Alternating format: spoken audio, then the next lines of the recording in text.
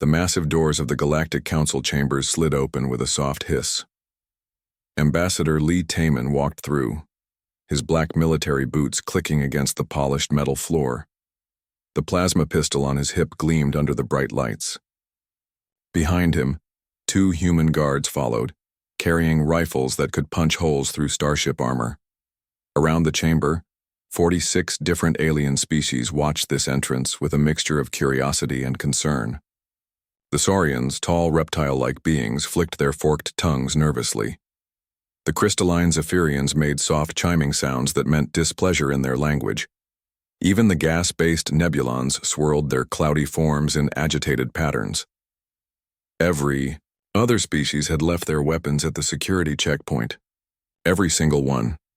The Saurian honor guards had surrendered their energy spears. The insectoid Kethrak warriors had given up their bioweapons. The aquatic species had handed over their pressure guns. This was the rule. This was how it had always been, except for humans. Taman took his seat in the human section of the chamber. The gravity here was adjusted to Earth normal, and the air was the oxygen-nitrogen mix his lungs needed.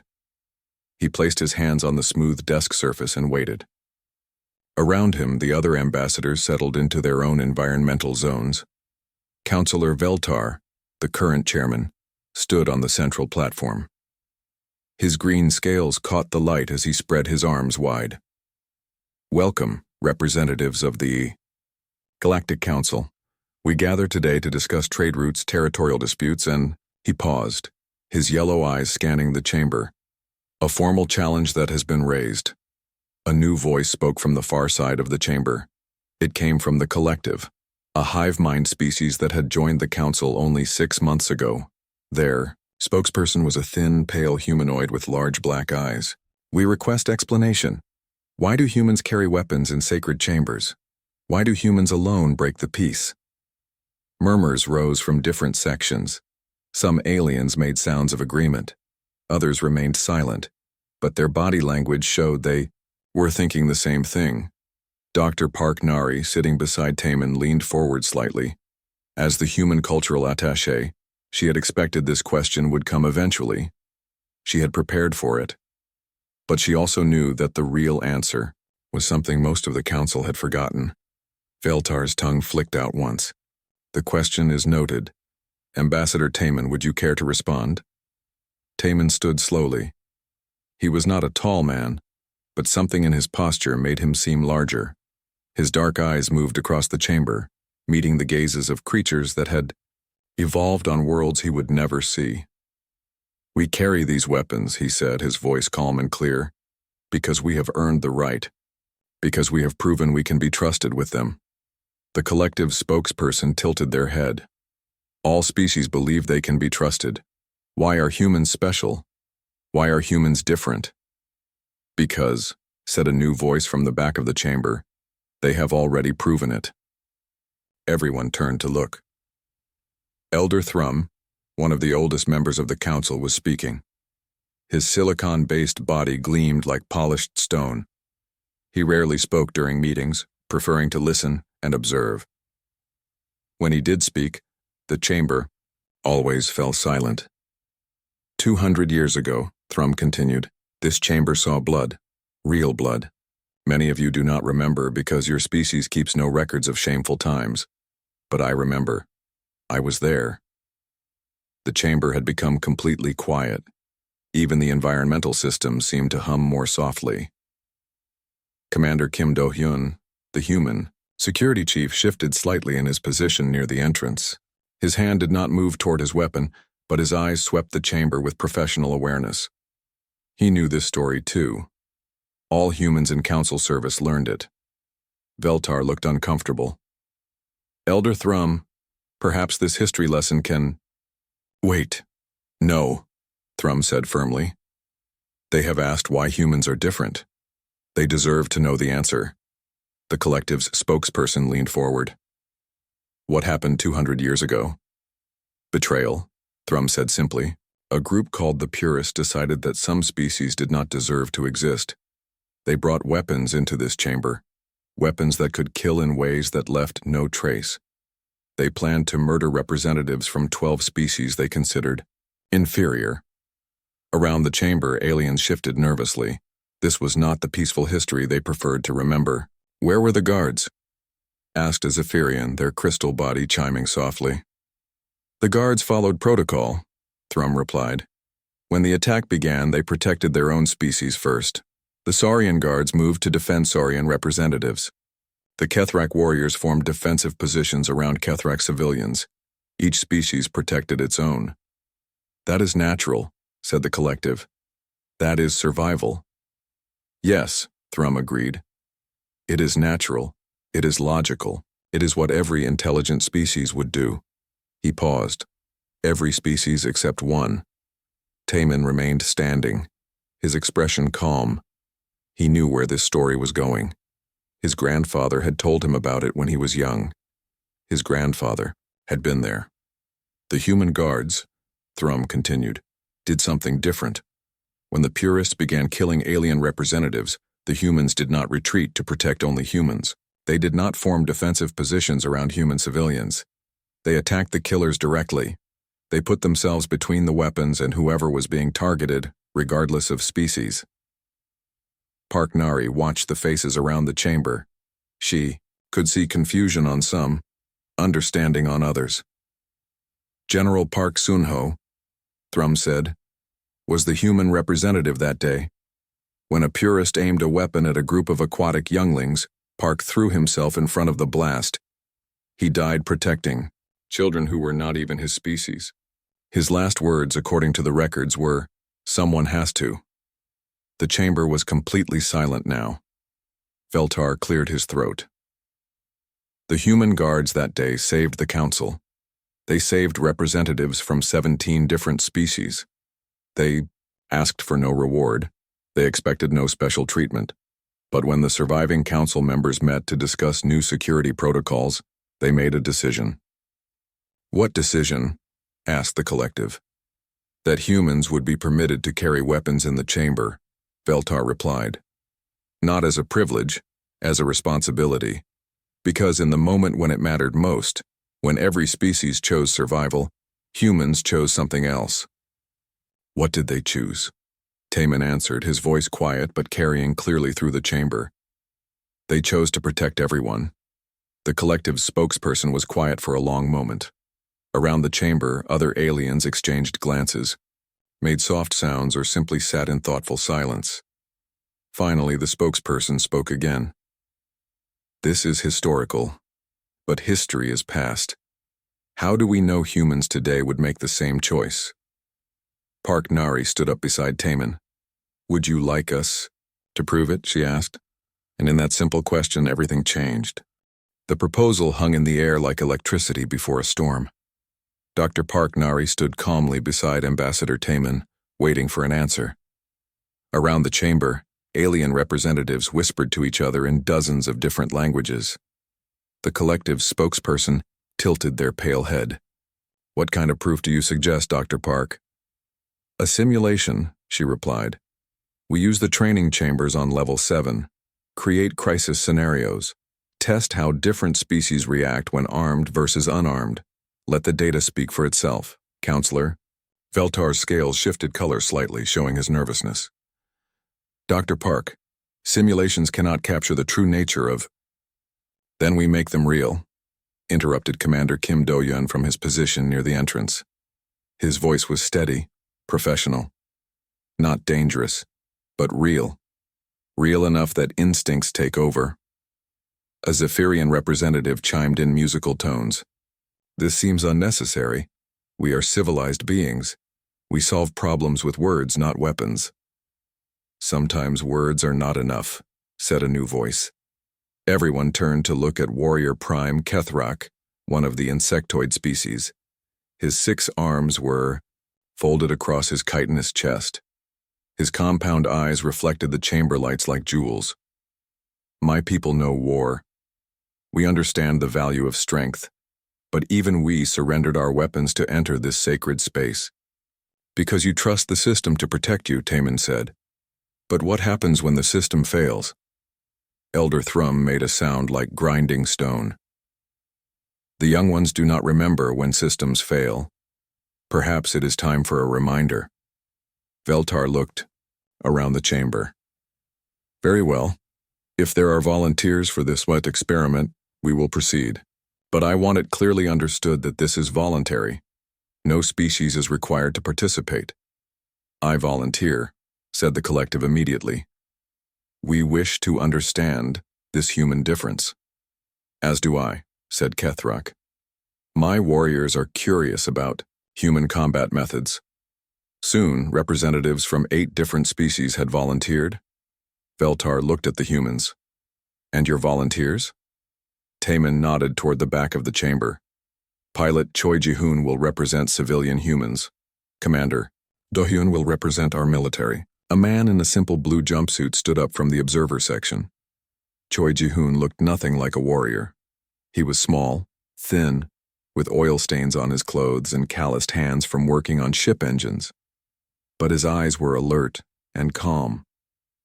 I haul cargo between star systems, Ji-hoon said simply. I have never fired a weapon in anger, but I will participate. 2 hours later, they gathered in Training Chamber 7. The room could recreate almost any environment, from asteroid mining, stations to jungle planets. Today, it looked like a space station corridor, complete with emergency lighting and the hum of life support systems. Dr. Park Nari stood in the observation booth with other council members, watching through reinforced windows. The first scenario is simple, she announced through the intercom. You are all aboard a civilian transport. Pirates have boarded. They have taken hostages in the forward section. Your goal is to resolve the situation. The volunteers were divided into 2 groups. The first group had no weapons except what they could improvise from their surroundings. The second group was given basic energy weapons. Begin simulation, Park announced. In the first run with no weapons, the results were predictable. The collective formed a group discussion about the best approach. Kethrak's warriors took defensive positions, but made no aggressive moves. The aquatic representative scholar him of deep waters immediately began trying to communicate with the simulated pirates. Ji-hoon did something different. He found the maintenance panel and started rewiring the lights. Within minutes, he had created a way to cut power to specific sections of the ship. Interesting, murmured Veltar from the observation booth. The human immediately began looking for ways to change the situation. When the armed simulation began, the differences became more obvious. Most species followed similar patterns to their unarmed behavior, but with weapons as backup. They still talked first, planned first, tried diplomatic solutions first. But Ji-hoon moved immediately toward the forward section where the hostages were held. He did not try to negotiate. He did not form a committee. He simply began working his way closer to the problem. Why does the human not wait for a plan? Asked the collective's representative. Commander Do-hyun, who was observing this run, answered quietly. Because people are dying while we plan. The second scenario was more complex. A space station was under attack. Multiple hull breaches were causing decompression. Emergency systems were failing. The volunteers had to coordinate evacuation while under fire. Again, the alien species showed their strengths. The collective could process multiple information streams simultaneously. Kethrak's warriors were fearless and disciplined. The aquatic scholars were brilliant at finding creative solutions, but they all followed similar patterns. They established command structures. They assigned roles based on expertise. They minimized risk to their own people first. Ji-hoon did something else entirely. When he saw a group of simulated civilians trapped behind debris, he did not wait for orders or committee decisions. He grabbed an emergency cutting torch and started moving toward them alone. This is inefficient, observed a Zephyrian. One individual cannot save everyone. He is not trying to save everyone, Park Nari said softly. He is trying to save who he can, while he can. The third scenario was the most revealing. A diplomatic meeting had turned violent. Representatives from different species were fighting each other. Some were armed, some were not. The volunteers had to restore order without making the situation worse. Most species tried to separate the fighters by forming barriers between them. They used non-lethal methods, tried to calm everyone down, called for security backup. Ji-hoon looked at the chaos for exactly 3 seconds. Then he walked straight into the middle of it. A simulated alien was about to attack another with a blade. Ji-hoon grabbed the attacker's arm and twisted until the weapon fell. Another simulated being was choking a smaller species. Ji-hoon hit the attacker hard enough to break the hold. He was not trying to hurt anyone permanently. He was not angry or violent. He was simply stopping the immediate threats as quickly as possible. "Why does he not try to negotiate?" asked Him of Deep Waters. "Because negotiation takes time," Do-hyun answered. And that being was about to die. When the simulations ended, the volunteers gathered in the debriefing room. Everyone was tired but unhurt. The advanced medical scanners had monitored their stress responses, reaction times, and decision-making patterns throughout the exercises. "The results are interesting," Park Nari announced, reviewing the data on her tablet. "All species showed excellent problem-solving abilities. All species worked well in teams. All species tried to minimize casualties." "Then what is the difference?" asked the collective. "Response time," she said simply. "When faced with immediate danger to others, most species take time to assess, plan, and coordinate. This is logical. This is safe. This is smart." She looked directly at Ji-hoon. "Humans assess while moving toward the problem. They plan while taking action. They coordinate after they have already started helping." Kethrak clicked his mandibles thoughtfully. "This seems reckless." "It is reckless," Taemin agreed. "But sometimes reckless action saves lives that careful planning would lose." Veltar looked at the data himself. "These are interesting results, but they are still just simulations. The volunteers knew they were safe. They knew it was not real."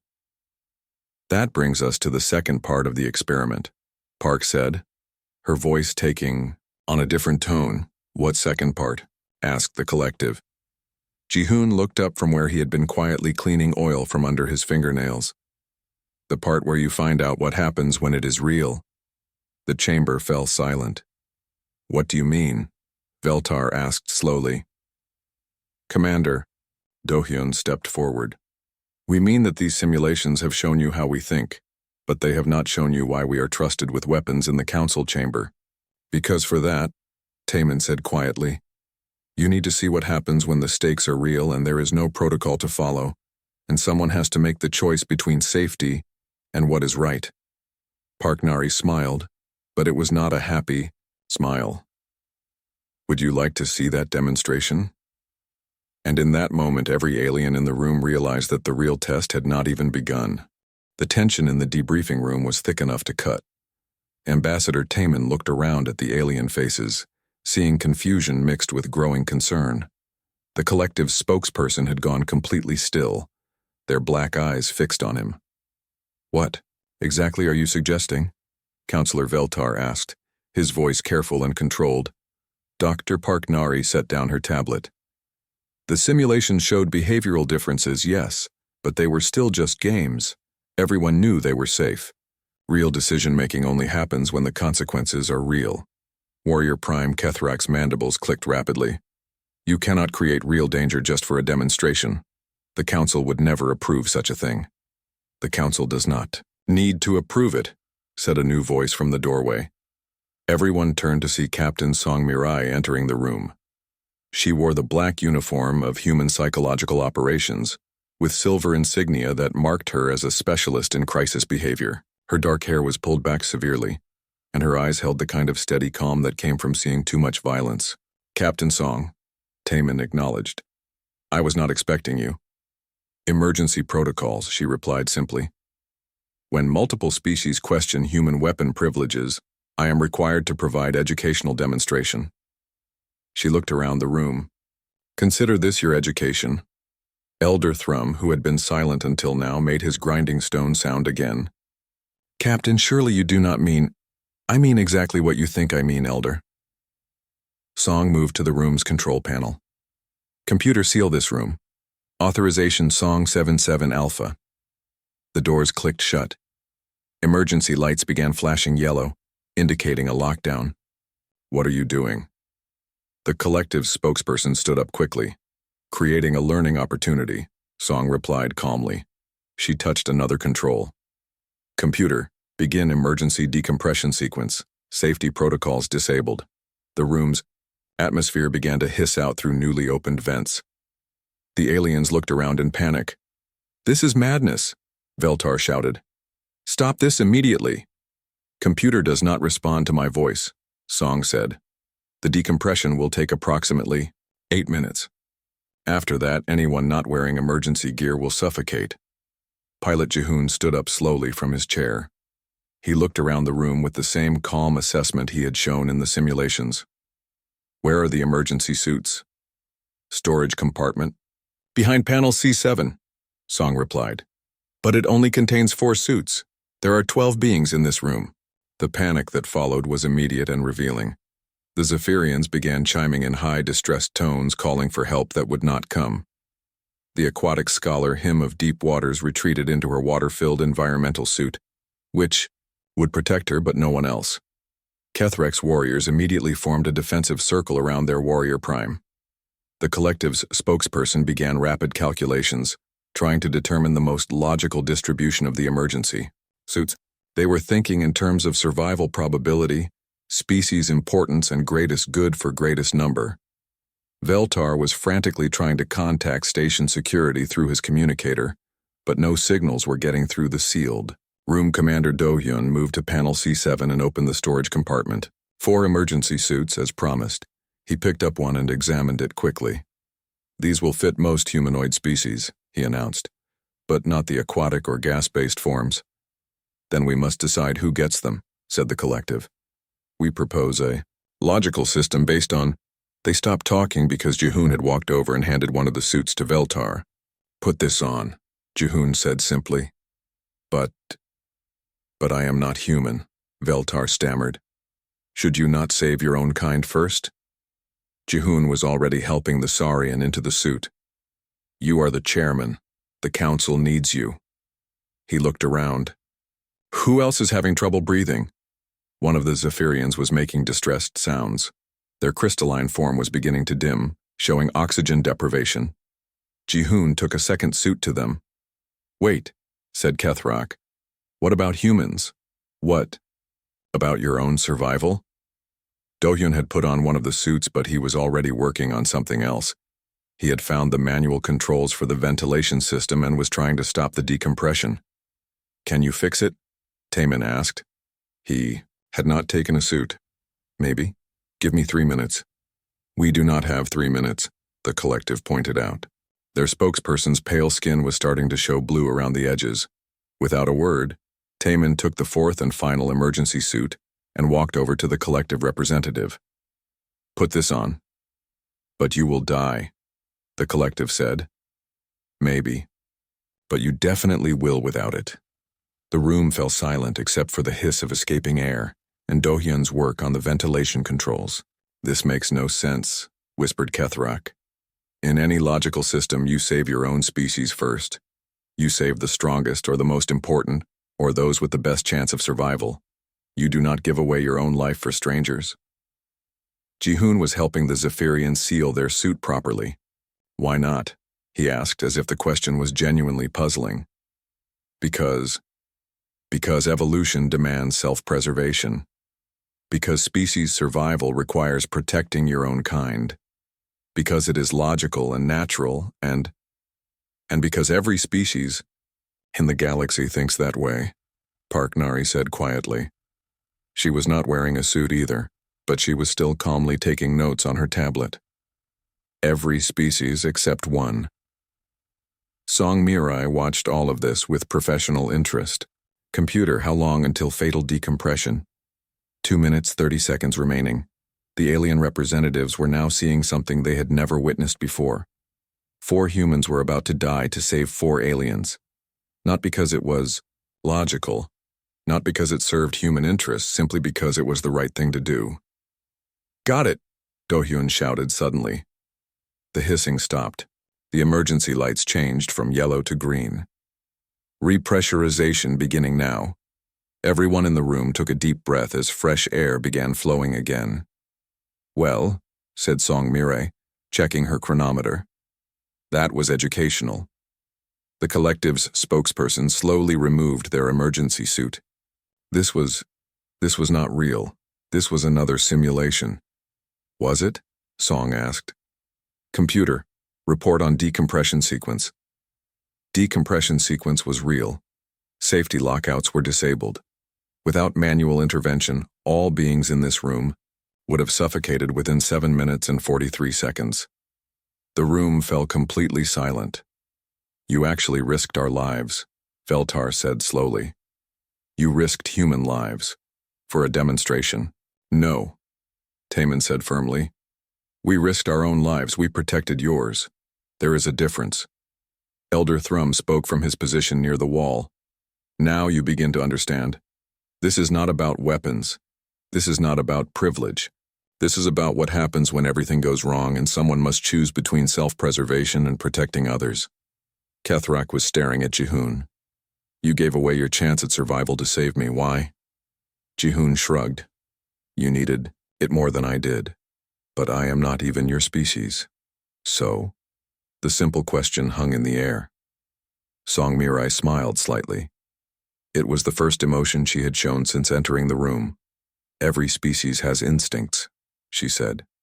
Every species has survival drives. When faced with danger, most species protect their own first. This is logical. This is evolution. This is smart. She looked around the room. But humans evolved differently. We evolved in groups where survival meant protecting the group, not just yourself. Where the group could include anyone who needed protection. This is why, Parknari added, closing her tablet, humans are allowed to carry weapons in council chambers. Because when crisis comes, when systems fail, when there is no protocol to follow, every other species will save their own kind first. And humans? Asked the collective. Taman picked up the emergency suit that the collective representative had removed. Humans will save whoever needs saving most. Veltar looked around the room at the 4 emergency suits that had been distributed. To aliens, not humans. Even if it cost them their lives. Especially then, Do-Yoon said quietly.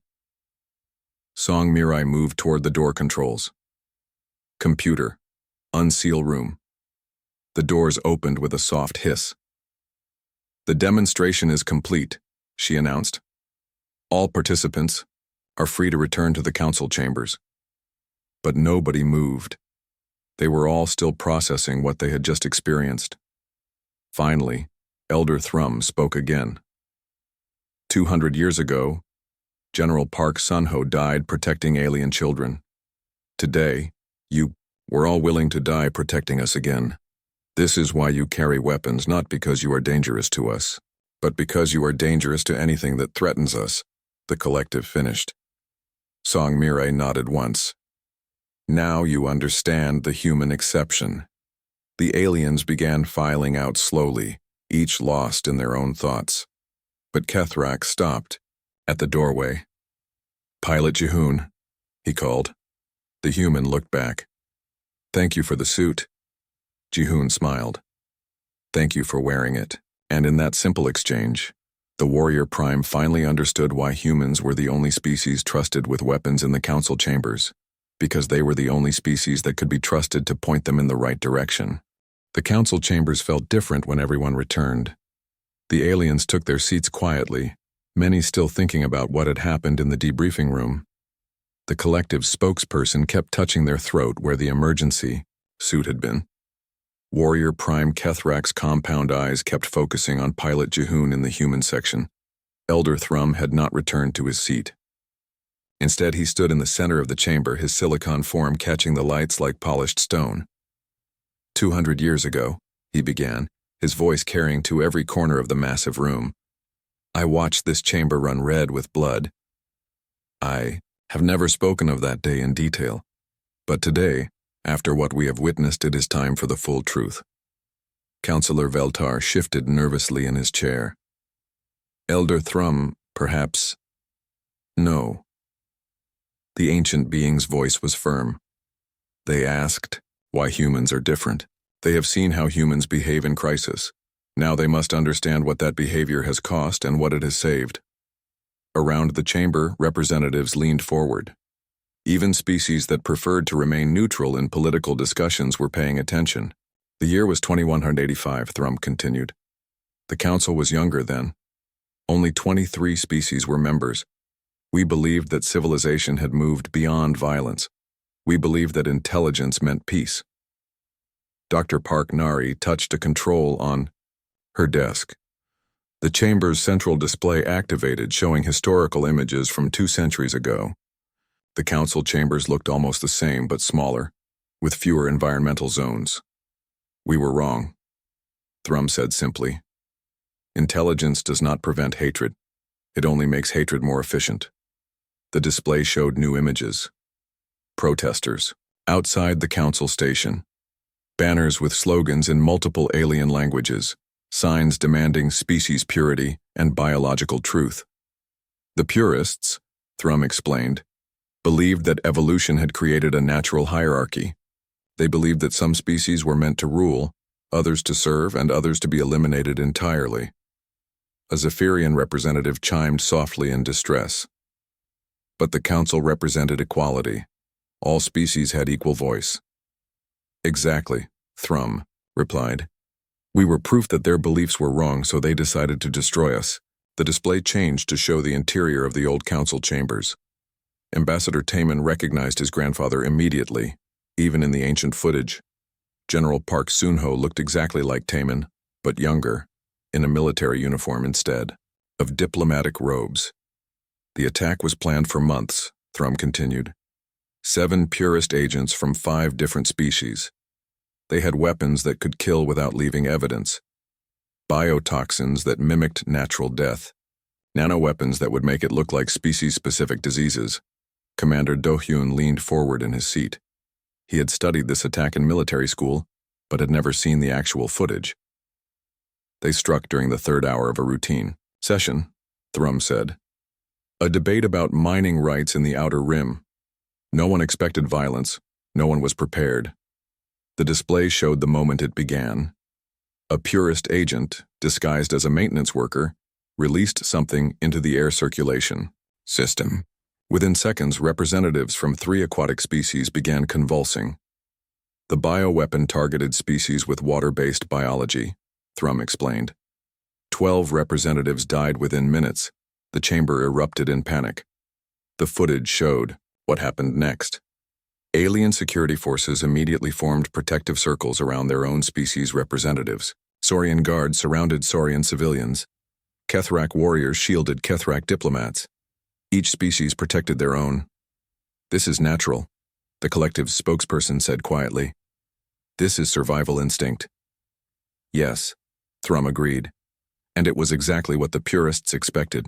While each species protected their own, the attackers moved freely through the chamber, targeting whoever they wished. The display showed a horrific scene. Purist agents with advanced weapons systematically attacking representatives from species they considered inferior. Security forces were paralyzed because attacking the purists meant leaving their own people undefended. The council was minutes from total collapse, Thrum said. If the pattern had continued, at least half of all member species would have been eliminated that day. What changed? Asked him of Deep Waters.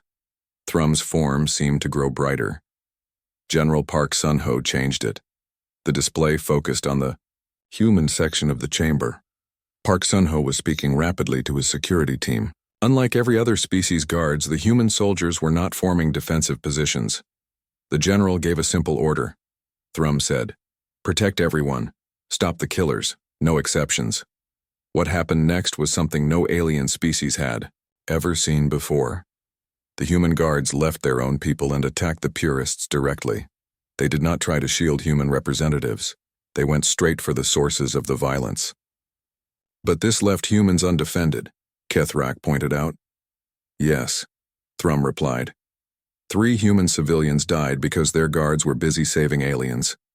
The footage showed General Park himself throwing his body between a purist weapon and a group of young Zephyrian students who were visiting the council as part of an educational program. The energy blast that should have killed 6 children instead killed 1 middle-aged human general. The chamber was completely silent now. The human response broke the purists' plan, Thrum continued. They had counted on each species protecting only their own. They had not planned for humans who would abandon their own safety to protect strangers.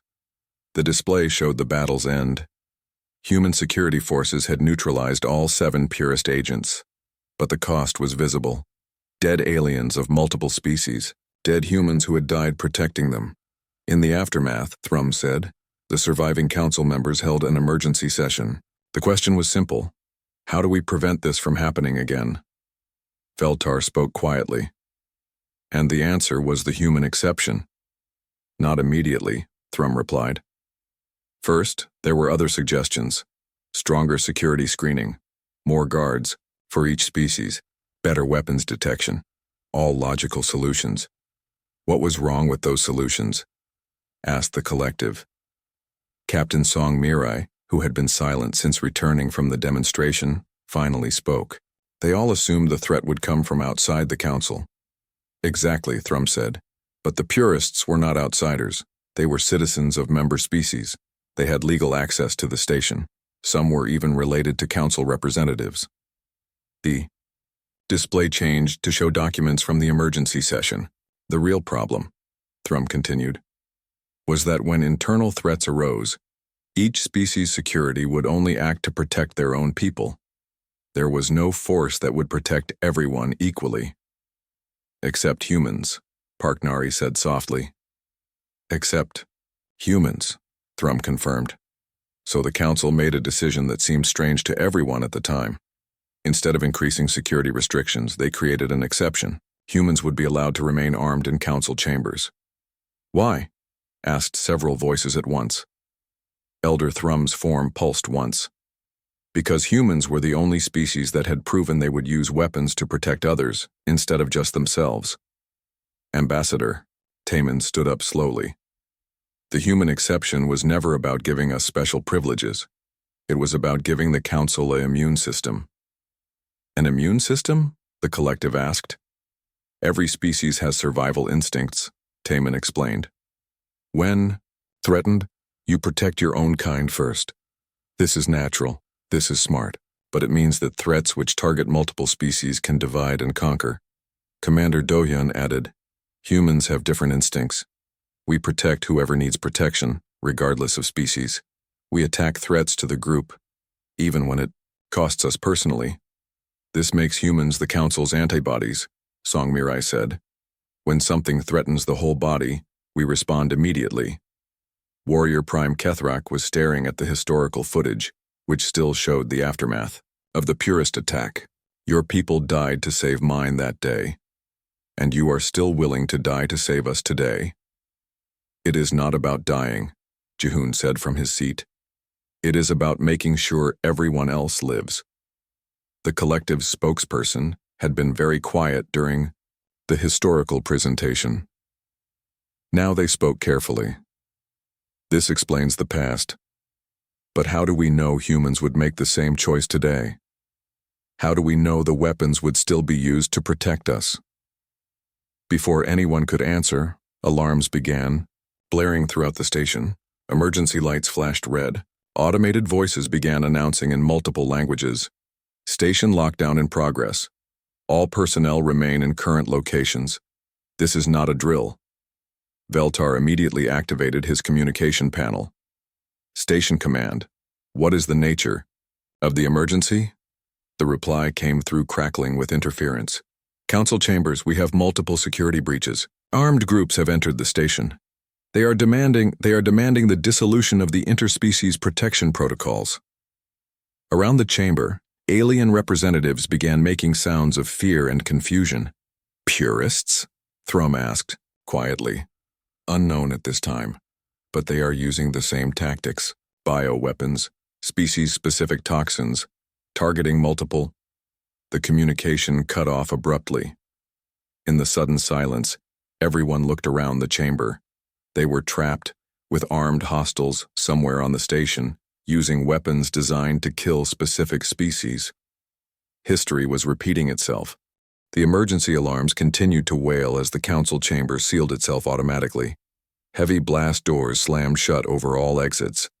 Around the chamber, representatives from 46 species looked at each other with growing fear. Commander, Kim Do-hyun was moving before anyone else had even processed what was happening. His weapon was in his hand and he was already checking the chamber's defensive positions. Captain Song, he called across the chamber. Threat assessment? Song Mirai had activated her tactical display. Multiple breach points. Bioweapons detected. In Sectors 7 and 12. They are using the same dispersal pattern as the original Purist attack. Ambassador Taman stood calmly in the human section. How many hostiles? At least 15. Probably more. Song's fingers moved rapidly across her controls. They are heading for the council chambers. Around the room, the alien representatives were reacting exactly as their species had 200 years ago. The Saurians formed a tight group around their senior members. The Kethrak warriors took defensive positions but remained in their own section. The aquatic species sealed their environmental suits and prepared to retreat into their water-filled areas. We should evacuate, said the collective's spokesperson. Standard protocol requires immediate withdrawal to secure areas. The chamber is sealed, Veltar pointed out. We cannot evacuate. Then we wait for security forces, said a Zephyrian representative. They will handle the threat. Dr. Park Nari was monitoring station communications. Security forces are not responding. The hostiles used some kind of jamming device. Our guards cannot coordinate with each other. Then what do we do? Asked him of Deep Waters. Pilot Jihoon, who had been quietly watching the tactical displays, stood up from his observer seat. We stop them. We? Kethrak's mandibles clicked rapidly. We are diplomats, not warriors. Some of us are, Jihoon replied simply. He looked at Do-hyun. How do we get out of here? Emergency maintenance shafts, the commander replied immediately. But they lead directly into the areas where the hostiles are operating. Good, said Taman. That means we can reach them. The collective's spokesperson stared at the humans. You cannot be serious. You want to leave this protected chamber to hunt armed terrorists? We want to stop them before they kill anyone, Song corrected. But why? The question came from several alien species at once. Why risk your lives? Why not wait for help? Why not protect yourselves first? Elder Thrum, who had been silent during the emergency preparations, finally spoke. Because they are human, and this is what humans do. Around the chamber, the reality of the situation was sinking in. The aliens were seeing the same pattern that had played out 2 centuries ago. Every species was focusing on protecting their own people, every species except one. This is illogical, said the collective. You should preserve human lives first. You should wait for backup. You should not risk yourselves for who? Taman asked quietly. For strangers? For aliens? For people who are not our species? The chamber fell silent except for the continuing alarms. 2 hours ago, Taman continued, you asked why humans are allowed to carry weapons in council chambers. You wanted proof that we could be trusted with them. He drew his sidearm and checked its power level. This is your proof. Do-hyun had found the maintenance access panel. I can get us to Sector 12 in 10 minutes, but we will be outnumbered and walking into prepared positions. What are our odds? Song asked. Bad, Do-hyun replied honestly. Good. Enough, said Jihoon. He had picked up an emergency toolkit from the wall storage. Let's go. Wait, called Veltar. You cannot leave us here undefended. Taman paused at the maintenance hatch. You have your own security protocols. Your own species will protect you. But what if they breach the chamber? Then you do what every species does, Song said. You protect your own people first. She looked around the chamber at the alien faces. But understand something. If we die out there stopping these terrorists, we die protecting all of you, not just humans. All of you. The maintenance hatch opened with a hiss. Beyond it was a dark tunnel barely wide enough for a human to crawl through. Why? The question came from Kethrak. Why do this for us? Jihoon paused halfway through the hatch. Because someone has to. The three humans disappeared into the maintenance tunnel, leaving the alien representatives alone in the sealed chamber. For several minutes, there was only the sound of emergency alarms and nervous alien voices. Then, Park Nari's communication panel activated. Council chamber, this is Commander Do-hyun. We have reached Sector 12. What do you see? Veltar asked. 15 hostiles with advanced bioweapons. They are preparing to breach the chamber's outer defenses. Through the communication link, they could hear the sound of energy weapons firing. They have spotted us, Song's voice reported. Engaging. Now.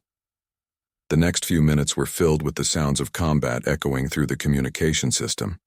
Alien energy weapons, human plasma fire, explosions, shouting in multiple languages, then silence. Commander? Park Nari called. Commander, respond. More silence. Finally, a voice came through the communicator. But it was not human. Council chamber. This is Purifier Unit 7. Your human guards are dead. Prepare for biological cleansing. Around the chamber, alien representatives made sounds of fear and despair. They failed, whispered the collective. The humans are dead and we are trapped. No, said Elder Thrum firmly. Listen. Through the communication system, they could hear new sounds. More weapon fire. More explosions. But these were coming from different directions. What is happening? Asked a Zephyrian. Park Nari was frantically working her controls. I am getting signals from multiple human security teams throughout the station. That is impossible, Veltar said. All the human guards were assigned to other duties. No, Thrum replied, his voice filled with something that might have been pride. All the human guards were ready. The realization hit the chamber like a wave. You planned this, the collective said slowly. You knew this attack would happen. We suspected, Park admitted. Intelligence reports suggested purist sympathizers might try to recreate the original attack, so we prepared. How? Asked Kethrak. Song's voice came through the communicator, weak but alive. Every human on this station is part of the emergency response protocol. Maintenance workers, cargo pilots, diplomatic staff, everyone. Through the static, they could hear Jihoon's voice in the background. Medical teams to Sector 7. We have wounded aliens here. Wounded aliens, Hymn of Deep Waters repeated softly. They are treating our people. Of course they are, Thrum said. That is what humans do. Over the next hour, the reports came in steadily. Human civilians throughout the station had abandoned their posts and joined the fight against the purist attackers. Cargo handlers had picked up weapons to defend alien passengers. Kitchen staff had used improvised weapons to protect alien children in the station's schools. Every human on the station had made the same choice their ancestors had made 200 years ago. When the all-clear signal finally sounded and the chamber doors opened, the alien representatives saw the aftermath. Human security forces were providing medical aid to wounded aliens. Human civilians were helping alien families reunite. Human engineers were repairing systems that protected alien environmental zones. And in the medical bay, they found the 3 humans who had left the chamber to hunt the terrorists. Commander Do-hyun had taken energy blasts to both arms but was still directing security operations. Captain Song was unconscious but alive, having been found shielding 2 young Saurian clerks with her own body. Pilot Jihoon was refusing medical treatment until all alien casualties had been cared for. 17 purist terrorists eliminated. Do-hyun reported to the council when they visited the medical bay. No alien civilians killed, 3 humans dead, 12 wounded. Why? Asked the collective's spokesperson for the final time. Why do this for us? Jihoon looked up from the alien child he was helping comfort. Because you are part of the council. Because you needed help. Because it was right. He said it as if those were the only reasons anyone would ever need. The council session that followed 3 days later was unlike any in galactic history. The collective formally withdrew their challenge to the human exception. But more than that, They asked for something unprecedented. "We request," their spokesperson announced, "that the human exception be expanded." The chamber buzzed with confusion. "What do you mean?" asked Veltar. "We request that humans be granted additional security responsibilities throughout Council space. We request that human guards be assigned to protect all member species' diplomatic facilities. We request that humans be given authority to act in defense of any council member, anywhere, at any time." Around the chamber, representatives from dozens of species voiced their agreement. "You want to make humans the guardians of galactic civilization?" Taman asked, sounding surprised. "We want to make sure," said Kethrak, "that when the next crisis comes, there are humans ready to run toward the problem instead of away from it." Elder Thrum stood in the center of the chamber one final time. 200 years ago, humans proved they would die to protect us. 3 days ago, they proved they still will. The question is not why humans are allowed to carry weapons in council chambers.